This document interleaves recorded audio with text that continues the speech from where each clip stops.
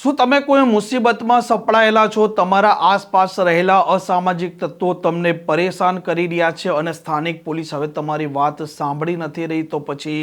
આ એક કામ કરી દેજો, જેથી કરીને તમારી સ્થાનિક પોલીસ, જિલ્લાની પોલીસ પણ દોડતી થશે અને તેમણે ગાંધીનગર સુધી જવાબ આપવો પડશે. વિગતવાર વાત કરવી છે, શું છે મામલો તેની. વૈષ્ણવજન તો તેને કહીએ જે પીડ પરાઈ જાનાને રે.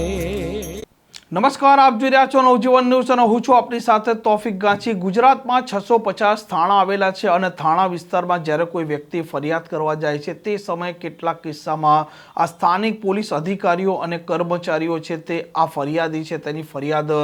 મોટા ભાગે લેવાના બદલે સૌથી પહેલાં અરજી લઈ લેતા હોય છે, તપાસ કરતા હોય છે, ફરિયાદીનો પણ જવાબ લેવા બોલાવે છે, આરોપીનો પણ જવાબ લેતા હોય છે અને કેટલાક કિસ્સામાં આ ફરિયાદીઓનો આરોપ હોય છે કે પોલીસ છે તે આરોપીઓને બચાવતી હોય છે, પોલીસ આરોપીઓ છે તેમને છાવરતી હોય છે અને ઘણી વખત આસપાસના રહેલા અસામાજિક તત્વોનો ત્રાસ, આતંક હોય છે, સ્થાનિક પોલીસ સાંભળતી નથી હોતી. આવી સ્થિતિમાં આ નાગરિક છે તે કઈ જગ્યાએ રજૂઆત કરવા જાય તેવા અનેક પ્રકારની ચર્ચા પણ ઉઠતી હોય છે અને નાગરિકો મનોમંથન પણ કરતા હોય છે. પરંતુ હવે ગુજરાતની પોલીસ છે તેણે ટેકનોલોજીનો ઉપયોગ કર્યો છે અને તમારા ઘરે બેઠા જ તમે કેવળ એક ટ્વીટ કરો અને ટ્વીટમાં તમારો જે પ્રશ્ન છે, તમે કોઈ જગ્યાએ અટવાઈ ગયા છો, તમારે પોલીસની મદદની જરૂરિયાત છે, તો આવી સ્થિતિમાં ટ્વિટરનો ઉપયોગ કરો, જેને વર્તમાન સમયમાં એક્સ તરીકે ઓળખવામાં આવે છે. તમારો જે પ્રશ્ન છે, તમારી જે સમસ્યા છે તે લખો, તમારો વિસ્તાર લખો, પૂરતી વિગત લખો અને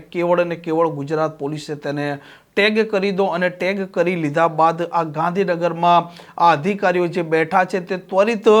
જે તે સંબંધિત વિભાગના અધિકારી છે તેમને આદેશ આપશે અને તમારી જે પ્રશ્ન છે, તમારી જે સમસ્યા છે તેના નિરાકરણ આવે તેવી પૂરેપૂરી શક્યતા છે અને અધિકારીઓએ કામગીરી કર્યા બાદ પણ તેનો રિપોર્ટ કરવો પડતો હોય છે. આ મામલે દીપક મેઘાણી છે જે પોતે આઈજી લો એન્ડ ઓર્ડર છે તેમનું નિવેદન પણ સામે આવ્યું છે. 1 मार्च 2025 से गुजरात पुलिस का social media monitoring, awareness and systematic handling project शुरू किया गया है. सोशल मीडिया और ख़ास तौर से उसमें पुराना ट्विटर यानी कि नया जो एक्स प्लेटफॉर्म है उसके ऊपर सिटीजन्स के जो ग्रीवेंसेस आती हैं उस ग्रीवेंसेस का रियल टाइम बेसिस पे निराकरण किया जाता है. राउंड द क्लॉक उसके लिए हमारी टीम कार्यरत है और मैं आपको जानकारी देना चाहूँगा कि 1 मार्च 2025 से लेकर 31 दिसंबर 2025 तक कुल 10 ये जो माह हुए हैं, 10 महीने हुए हैं. इस 10 महीनों में हमने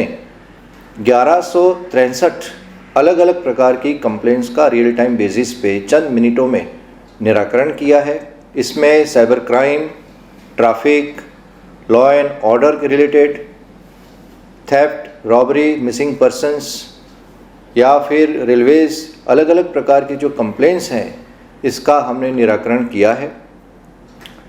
और आने वाले दिनों में भी ये मुहिम हमारी चलती रहेगी. हमारा उद्देश्य है कि जो सिटीजन्स, जो नागरिक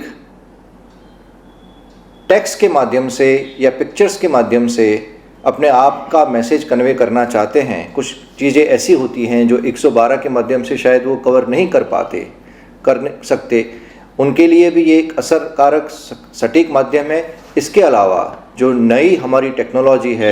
हम एआई की बात करते हैं, डिजिटल रिवॉल्यूशन की बातें करते हैं, ऐसे माहौल में पुलिस भी टेक्नोलॉजी के मार्ग पर आगे कदम बढ़ाए और नागरिकों को बेहतर सुविधा, बेहतर रिट्रेसल फॉरम दे सके, ये हमारा हेतु है और हमारा प्रयास जारी रहेगा.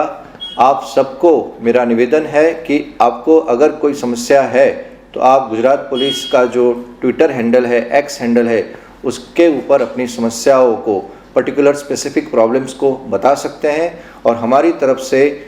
कंसर्न यूनिट को ये कंप्लेंट फॉरवर्ड की जाएगी and we will take the regular feedback also and we will try कि इस समस्या का सही, कोई भी समस्या का सही निराकरण हो.